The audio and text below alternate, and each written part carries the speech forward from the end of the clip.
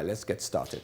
It is an affront to press freedom to block the media from carrying out its duties of public interest. You do not even have such rights and powers to impose restrictions on Radio Adan and its staff. This is in a strongly worded message from the Ghana Journalists Association to the Adan Traditional Council for barring staff of the radio station from covering a festival in the area for alleged misconduct. The GJA, while condemning acts of ethical violations by the media, says the action by the Adan Traditional Council was unlawful. President of the GJA, Albert Kwabena Jumfo, addressed the media on this development. The GJA believes the imposition of restrictions on the radio station and its reporters is unjustifiable. In fact, it is an affront to press freedom as guaranteed in Article 21, 1A and F of the 1992 Constitution of the Republic of Ghana and Article 19 of the Universal Declaration on Human Rights. With all due respect, the Adan Traditional Council does not have the right or powers to impose such restrictions on Radio Adan and its staff. We also consider the barring of the 3 reporters of Radio Adan from wearing the paraphernalia of the radio station, and particularly the mention of their names, a threat to their lives and that of their family. We should be mindful of how such public disclosure of names of journalists have led to the killing of such journalists, and we should refrain from such actions. We believe one major significance of festivals is to use the occasion to foster peace, unity, and oneness of purpose among the people to promote the development of the community. We also recognize the concept of community radio as being the rallying force for the promotion of the culture and socio-economic development of the host communities. NMC complain. Colleagues in the media, the Ghana Community Radio Network has also described as unfortunate and an affront on media freedom the decision of the Adan Traditional Council to bar journalists from Radio Adan from covering the just-ended Asafo Tufiami Festival. The council, in a letter responding to the station's concern of omission on the list of media houses, said the radio station should not mount a live studio at the event. Neither will its members, the chiefs, grant interviews to the media network. Again, it prohibited 3 of its journalists from entering the venue. But chairman of the festival's organizing committee, Nene Obi Chire, explained further to JoyNews what informed their decision. Let's listen. For instance, at the demonstration that was held, they said, we will not call you Nene Akwaku, Nene Chief, right? And that's the paramount chief.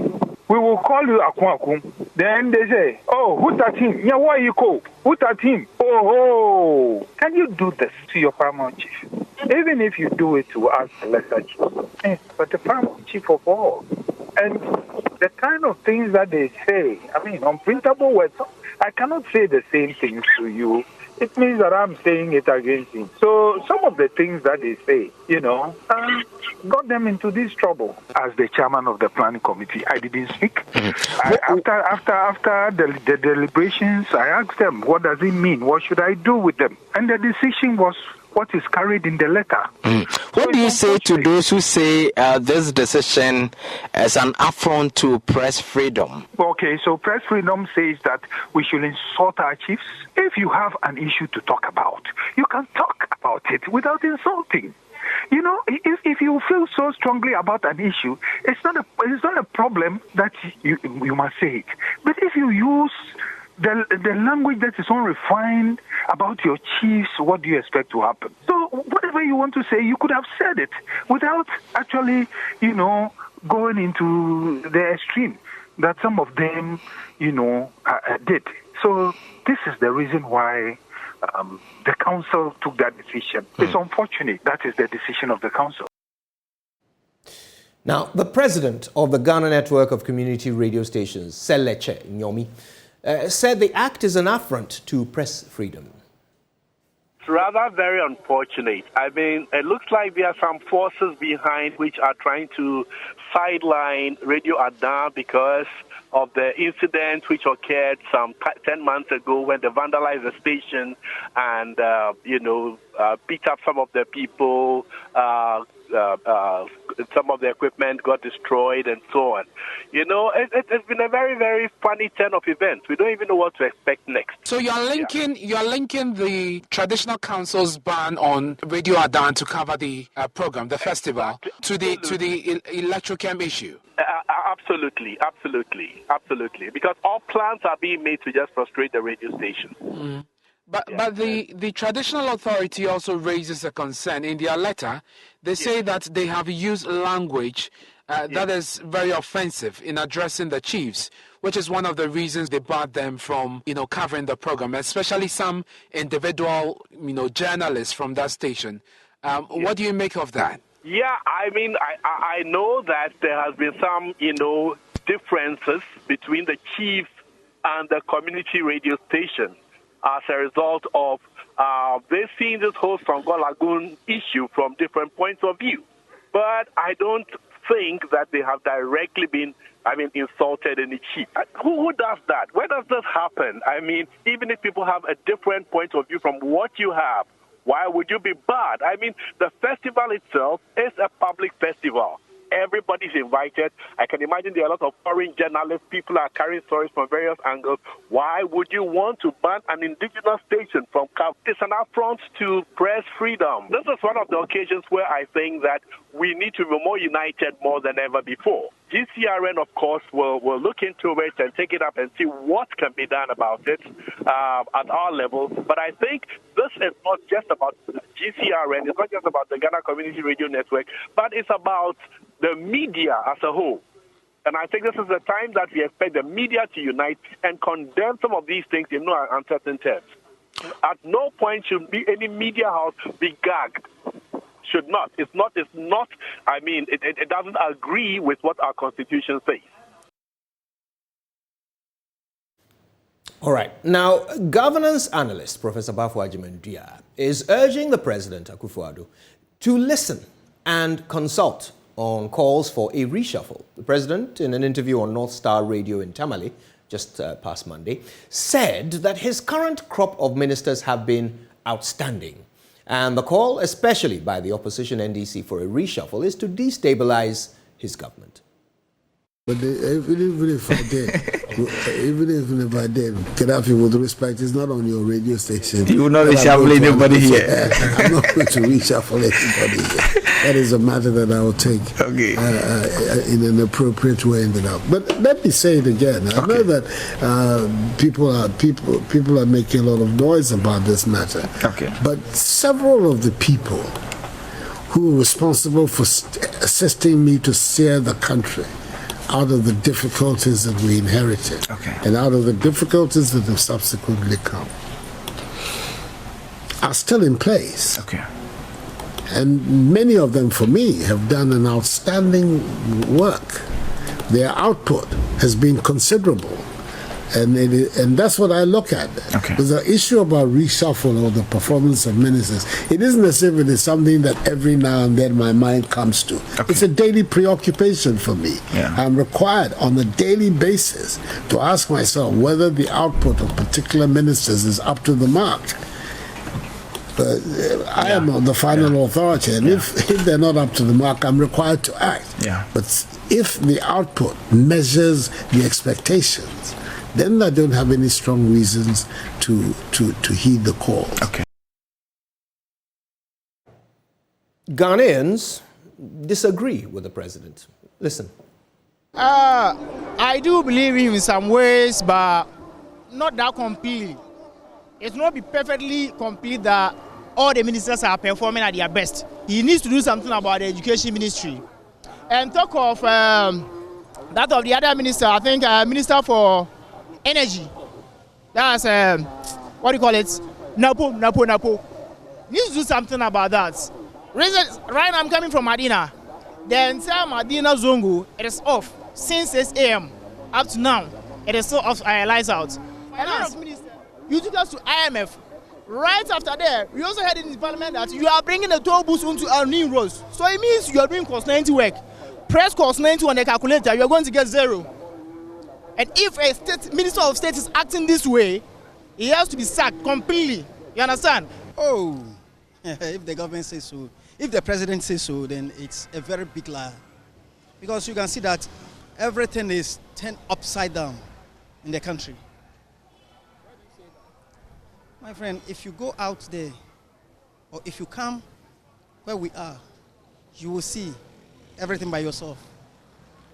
People are suffering seriously. Actually, they have to look for better people that can manage the country well, or they can do the job. It is not only that when the people are well educated, certificate can never do anything for us. If the president can't do that, then we shall wait for the election day. Seriously speaking, I would prefer if they would change all the ministers. I've traveled outside Ghana before and I've realized that our ministers, even our government, is not helping us. But the minister, I would say all of them, because I've not seen any improvement. I've not seen any change in our this country. So I would prefer we change everything. Look at our ministers. They are too much. Look at great ministers. We have some ministers. Now, speaking in an interview on PM Express on the JoyNews channel, Professor Bafo-Agyeman-Duah said, while the reshuffle may not necessarily change the current economic challenges, it is crucial in cutting cost and giving citizens confidence that the government is listening. There is an important concept in governance, which within political science they call political efficacy. That refers to the responsiveness of leadership or government to the demands of citizens. It's as simple as that. I can tell you that for this republic, and I've been a close observer of the Fourth Republic, I've never observed any moment in any government's life where there is an overwhelming public sentiment in favor of reshuffle. That in itself indicates very strongly that despite what the president thinks or says, the public demands a reshuffle. As simple as that. So that's an... You see? So reshuffling by itself will not bring you anything unless you are willing to bring the person who commands first the respect of the people, but more importantly, somebody who has demonstrated competence in the area. But you see, there is also the political consideration of restructure. If the president is serious and is interested in getting his party to break the 8, as I keep hearing, then maybe he should be looking at what I call earlier as political efficacy, in other words, being responsive to the popular cry of people for the change. And as I said, frankly, over the past 30 years, I haven't seen any occasion where there is this kind of groundswell of public sentiments for some changes in government. Now, farmers are now reducing farm sizes due to the poor state of the road leading to the community of Wundua in the East Mamprushi municipality of the Northeast region.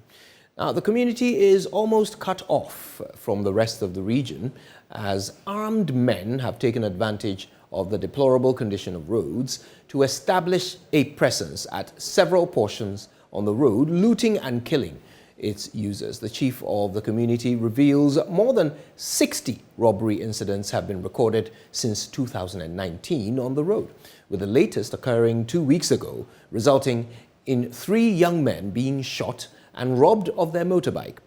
The chief, Na Abdullahi Chimzi, says the vice president, who promised in 2016 to fix the road in 3 months when voted into power, has reneged on his promise, as several petitions to his office have been ignored. Correspondent Elias Sutanko has more in this report. It is almost like a community under an armed blockade. Businesses have either collapsed or are struggling to survive, and farming, which is the main economic activity of the residents, is under threat. Wundua, a community near the town of Langbinsi in the East Mamprisi municipality of the Northeast region, until now used to be a vital granary in the northern sector and at the same time a booming caravan village where traders, marketers and large-scale farmers from across the country and beyond converge to buy and transport their goods. However, since 2017, the community, which was once prominent for its large-scale cultivations of watermelon and granite, has become virtually a place of constant fear and desperation as armed robbers have taken advantage of the poor state of the road to terrorize the residents. Wundua and its environments, especially Wundua, Mozo, Pasongu, and then Chifayiri Puanairi, is the basket of watermelon within the municipality. Adam Majid Chimse is the assemblyman for the community who says the presence of the armed robbers on the road, which is riddled with potholes and cracked bridges, has affected every facet of socio-economic activities. But because of the poor nature of this road, farm produce, especially watermelon, are being left to rotten. Farmers who took loans, who borrow money from family members, who use their last resources as input on their farms, always cry because of the nature of the road. Post-harvest loss is one of the greatest challenges facing Wundua as a community because of the nature of the road. Businessmen who want to come to the community and buy grains cannot come because of that. Prices of commodities in Wundua is always low because as the law of economics apply, you see when the higher the demand and then the higher the price. But the demand is very low because people who come to patronize these materials will not have ways of cutting the goods from Wundua to the market centers. Because of that, it is affecting farming activities in the community. On education, the assemblyman said, teachers were attacked on this road, and because of that, teachers who were at the school quickly applied for transfers. And because of security issues, they were moved away from the community. Currently, the junior high school, as we speak, has less than 4 teachers who are managing the school. And anytime you request for teachers, teachers will say, oh, there's insecurity on Wundua Road. In the area of health, he said, because of the insecurity issues, any medical officer or any nurse who is sent to the community, he stays there for a number of some months or getting to a year. The person says, oh, I'm told the road is not good. There are armed robbers on the road. Because of that, I have to leave the community. And they leave the community. Since 2019, the residents say the deteriorating state of the road has been rallied upon by the armed men to visit their mayhem and cause insecurity on the road by frequently emerging from the bush to loot motorists heading in and out of the community before disappearing again to unknown locations. More than 60 robberies are said to have been recorded on the road from 2019, with the latest incident reportedly having occurred 2 weeks ago, in which 2 of the 3 victims are still responding to treatment. One of the victims, Hamad Hussein, who suffered a gunshot injury to his hand, took us to the exact spot where the attack occurred for a verbal reconstruction. His mother was from hospital coming, so they got to Langbesi and then they had no means, so they called him to come and pick him. So he went there, he picked the mother on his way to the community. He just got to this place. Then it was in the night. So one guy was on top of this culvert. He shot on him. Then another one was over there. He also shot. Then they ran with the motor and fell on this bush. So they just got up there. He got up there and ran. Now, the Metropolitan Chief Executive of Kumasi, Samuel Pine, is blaming the Police Motor Traffic and Transport Department, MTTD, and city guards for allowing vehicles to park indiscriminately at the city centre. The city centre of Kumasi is congested, with road users and traders affecting the free flow of both human and vehicular traffic. Attempts by authorities to decongest the central business district have proved futile over the years. Some commercial drivers relentlessly park indiscriminately despite several warning directives. Now, the mayor is partly attributing the lasting challenge of vehicular congestion at the city to the illicit behavior of the traffic guards. There's a bit more in this report. especially the ones that falls within your jurisdiction. I'm asking because it looks as if your own traffic lights in front of the KMA is not even functioning. It's not working. And it's creating a lot of problems for commuters there. We see that it's not directly, we are not in charge of the traffic lights. What we are in charge of are the street lightings. The department, the urban roads and the highways and the rest are in charge of all these things. So we continuously tell them. But are you not bothered about it? The fact that street lights are not working, even the one in front of your office. You talk about safety. When we have a project like the Big RS, which looks at road safety and there are issues concerning safety, definitely you need to be boarded. That we very much boarded. But it's up to them. We keep reminding them of their responsibility. How's it feeling like? The conversation we've had this morning, I keep reminding them. I've spoken to Edubo in the MTTD boards. It looks like the men on the ground are not doing this. Oh, the traffic light is not working. We're pushing. We haven't seen results. We're doing this. And how is it feeling like as Metropolitan Chief Executive, when you are raising concerns about problems in your metropolis, and it doesn't seem as if work is being done with speed and all that? How does that make you feel? Work is done. The traffic light has been like that for God knows how long. Of course. The Crofo Market, I mean, it's a check. No, but Children's Park, I mean, it's a check. So that's why people in Kumasi will tell you, I said, when it comes to development, we are lagging behind. It's not true. Dave, you see, when we look at matters and we discuss it from that angle, we make it look so simple. You see, we are talking about a project that you need millions of cities. I don't want to use dollar. Millions of cities to complete. You look at an entity like KMA. We have the financial muscle. If you don't have the financial muscle, where do you get the money? You are looking for it. What are the repayment plans? It's a whole lot of issues that you need to look at before you can firmly say that this. So until you get the funding, you cannot complete those projects. So it's not that we don't want to do anything about it. But as I've told you, I have traveled myself to Poland to have discussions with the UNCDF on funding for some of these projects. Listeners, join us on. Now, clean your surroundings or we will seize your wares.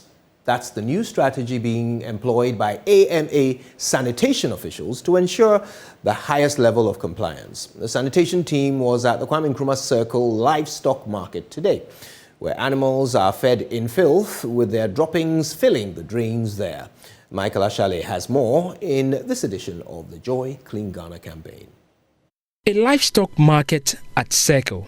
Animals feed in filth and the drains are choked with silt and animal droppings. Goat on the drain.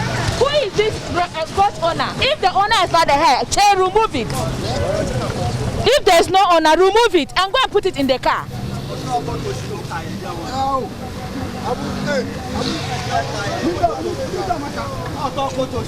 Please, where are the others? Sammy. They should remove all the goat on the drain. Florence Kuchi is the director of the AMA Sanitation Department and she's after the owner of the shop. But no one will own up. She decides to seize the animals. And the owner was standing here, but he said the owner is not there. So when we started, so that is the tricks we wear with. When you go to a place and you cannot identify the owner, if there is an asset there, try to take over the asset. You see the owner. You see, when we start to just remove one sheep, the owner came out. He was standing here. He said he wasn't the owner. Now he is the owner. So it's very difficult.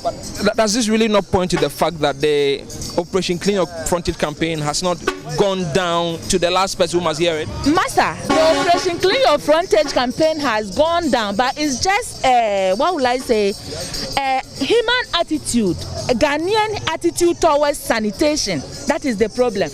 Everybody knows what to do, but they don't want to do it. When they see you, they'll tell you they've been doing it. You see, he said they've been doing it every day. What shows that this thing, they've removed it last week? So everybody knows what to do, but everybody is refusing to do what they are supposed to do. It turns into an argument which is quickly resolved. Now, they have to clean the entire place.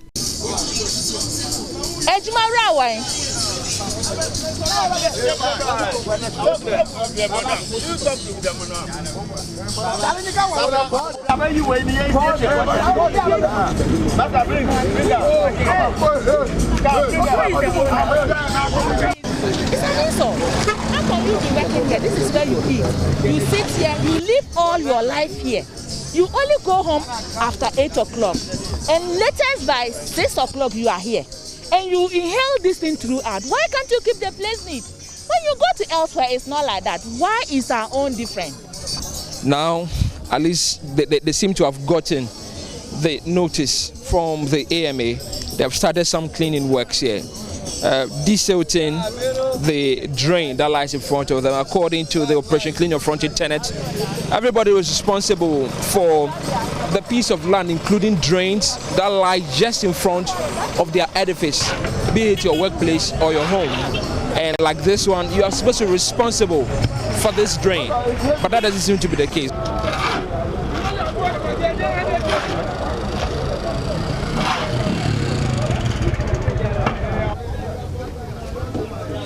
Please, after that, remove the pallet from the drain. Madam, you tell us we're here. Yes, so we want to do the work together. We'll do that. We want to do it together. I want to help you do it, so remove the pallet. We're here. We'll do it. We'll do it like that. So we beg you very much. We beg you do it. The concern is they are leaving the waste, the silt that they've collected from the drain onto the shoulders of the street. What is going to happen to this? Let's ask Assistant who is with the AMA what is going to happen. Mr. Sanga, so this waste that you are leaving here, what is going to happen? We are not leaving anything here. Nothing is going to be left here. We are going to ensure that they are the perpetrators of the filth that they generated here, and they are responsible to collect it for safe disposal. And whatever will cost it will cost them to collect the silt that they've worked on. They will bear the cost of it and take it away. It's been an eventful day at the livestock market here near Aveno, under the ECG pylons here, very close to Circle. We'll ask Florence. Now their truck is here to collect the waste that was removed from the drains. In fact, today's exercise has been one of the successful exercises that we've done. We've been able to complete the cycle. We started with the silting. Now we are loading into a skip container for it to take away. There's not going to be a way that we'll leave this in here.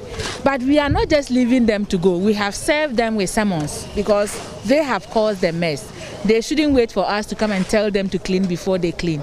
So we've served them summons and notices, 3 abatement notices. And it shows that when next we come and we see anything of such, we don't need to give them any abatement notice. We are running out with a summons, so nobody will complain that nobody has been here. Officers have been here a series of times, but they refuse to comply. Under the Operation Clean Your Frontage tenet, you are expected to clean your immediate environment. Failure to do that, you're going to be seeing men and women in reflectors from the AMA or from the local assembly who will come to serve you notice. I don't think you want that. Make sure you are doing what's right. For JoyNews, Michael Ashale. Thank you very much. We are so great. Now, the skin or clothes have traditionally been used by many students to aid in cheating during examinations. In addition to these, most invigilators are aware of the use of calculators, phones, and watches to cheat. A study by the Kwame Nkrumah University of Science and Technology has found one which eludes the invigilators, and that is the use of UV light. On Tech Thursday, Love FM's Kwesi Deborah speaks with the lead scientist, Dr. Bollard Fokuo, who has this to say. The rise in academic cheating indicates that students are finding innovative techniques to cheat during examinations. This situation has left many invigilators and academic stakeholders wondering how students manage to cheat in exams. The study, published in the journal Educational Research International, sought to explore the techniques used by students during examinations. Dr. John Bullard Foucault of the Department of Sociology and Social Work is the lead researcher. At all levels of our educational system, I think examinations are crucial. And most of the certificates that we give out, the integrity of those certificates depend on the quality of the examinations that we conduct. So examinations are central to the university education that we do.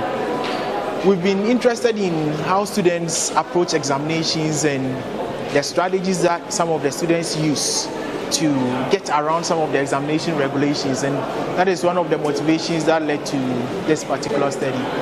Okay, so we spoke to a number of university students, and when we were doing the study, we spoke to those who were in final year, and they told us that before the exam, they try and devise different strategies that they use to take advantage of or cheat, if we may use that word. And one of the interesting things that they told us was that they use technology, new technology. So for instance, there are some newly designed pens that they can use to scan the question paper. So while they are writing, the question is scanning the papers, and they can then, when they ask to go to the washroom, send the questions out to someone at home to give them the responses before they come back and write.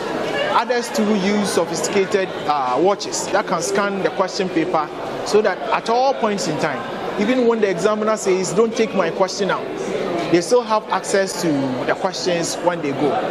Okay, so the students are coming up with interesting techniques, including the use of UV lights. So sometimes they have a pen that can write, so the naked eye cannot see the writing, but you write on his index number or his tag. When it comes to the exam hall, we say start work, they will use a UV pen, which will then reveal the writing on their skin or somewhere.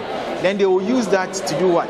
To inform their answers. So they are using different technologies to enhance the way they cheat. But then the universities too, we are trying to catch up with how students are using technologies so that we can also ensure the integrity of the examinations that we conduct.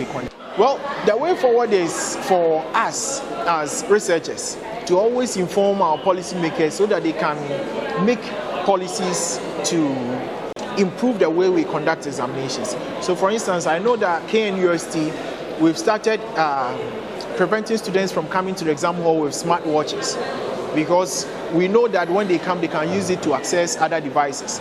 And then there's been a system in place where students are not allowed to bring programmable calculators to the exam hall. These are all measures that we are trying to do to prevent the use of technology as a strategy for cheating during examinations. Reporting for JoyNews, Kwesi Dem. Right, okay, there's more to come. Stay with us. We'll be back after these.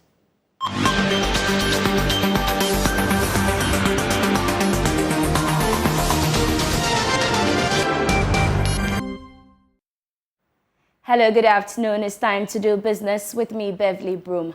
The Ministry of Agriculture has received about $30 million worth of farm machinery from the Brazilian government. This forms part of plans to support farmers in Ghana, including those engaged in the government's flagship agricultural program, Planting for Food and Jobs. The Sector Minister, Dr. Owusu-Efiri Akoto, addressed the media at the launch of some tractors and other machinery received under the agreement. The following report has more. The $30 million worth of machinery forms part of the last tranche of the $96 million deal under which the Brazilian government supplies tractors to Ghana under a South-South cooperation. Addressing the media, the Minister, Dr. Owusu-Efiri Akoto, said the last tranche will focus on harvest, post-harvest and value addition, a decision which seeks to enhance the work of smallholder farmers. We are taking the last consignment of the Brazilian facility that we call More Food Program, under which the Brazilian government loaned to the government of Ghana something like $96 million in 3 tranches. You see, they are not here. We are still evacuating from the port. Gari making processing machinery. We have plantain chips making machinery. We have these huge harvesters that we are seeing around us, all because as we go to the field every year, we learn what the farmers need, what are the bottlenecks in their work, so that when we are ordering these machines, we order those which will break these bottlenecks in order to enhance their work for the transformational agenda this government is seeking to bring into the agricultural sector in Ghana. The minister also revealed that the Brazilian facilities will be sold to farmers at a subsidized cost of 40%. So we've advertised it in the newspapers. If you read the papers, you'll see that the government of Ghana has received this, and everybody should apply. That's it. So it's a very open system. The government of Ghana, the cabinet of Nana Addo Dankwa Akufo-Addo, decided right from the beginning to encourage farm machinery application on our farms to give 40% discount on the CIF, that's the landed price. So if this machine costs $100, it says that sell it to farmers for only $60. And that's how generous this government has been to agriculture. Away from that, a team of technology developers has won a bid to build a centralized data system for entrepreneurs and innovation hubs in Ghana. iConnect GH and artificial intelligence technology will provide a platform for detailed analytics, hub mentorships, and job opportunities for emerging entrepreneurs and innovation hubs. There's more in the following report. Existing data on innovation hubs and entrepreneurs in Ghana and the sub-region is said to be fragmented, but in a quest to centralize a database of these innovative spaces, a team of Ghanaian developers is building a platform to incorporate stakeholders in the innovation and entrepreneurial sector.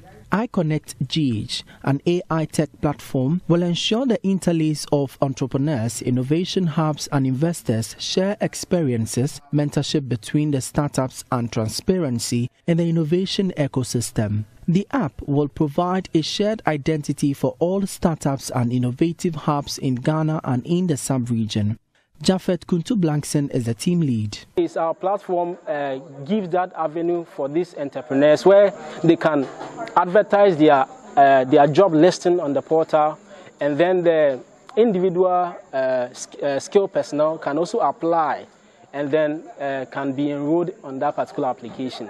And then looking at the hub sections, they want to create a form of inclusiveness. We want to create a form of transparency. We want to create a form of shared experiences among them. So what we are doing is that we want to create a mentorship program where a hub can mentor upcoming hubs to better do the right thing.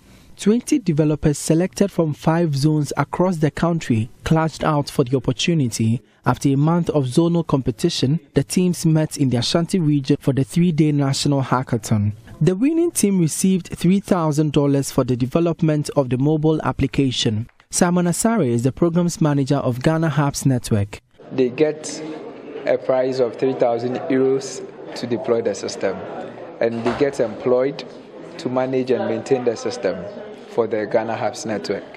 And this system has to be deployed across the country. So as you can see, we have developers coming from all parts of the country. They are the ones gathered here. So one way or the other, if they all get to work on the implementation of the program. For JoyNews, Emmanuel Bright-Kweku reporting. And that's how we end business here on Joy News today. For more news, do log on to myjoyonline.com/business. Up next is sports.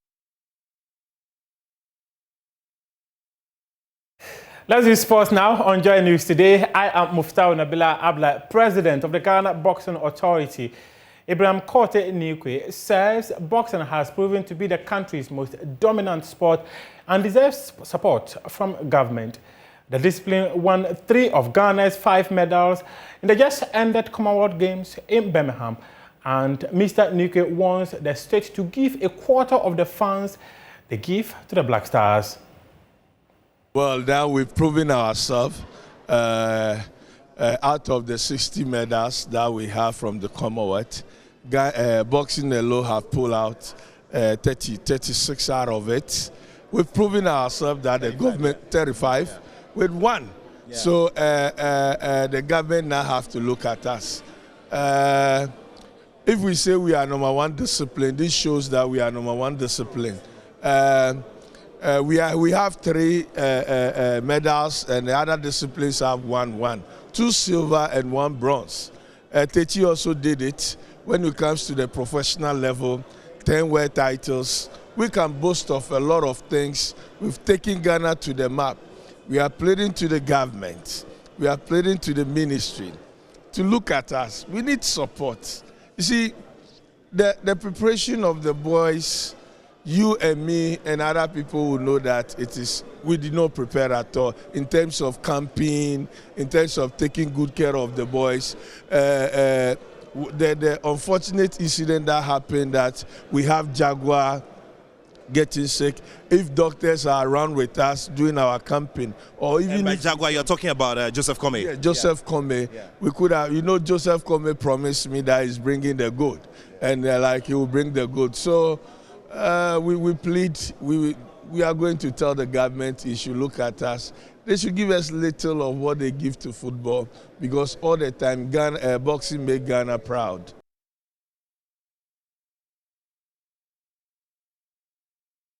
Kate Okreko has sent a goodwill message to Black Princesses as they open their FIFA World Cup campaign later tonight against the USA. The Football Association President, Kate Okreko, said that the players have got a quality to win medals, win the trophy rather, for Ghana. This is the message from the president of the Ghana Football Association, Kate Okreko. He says, "My dear princesses, congratulations on reaching the ultimate stage of world football at the Under-20 Women's World Cup Costa Rica 2022.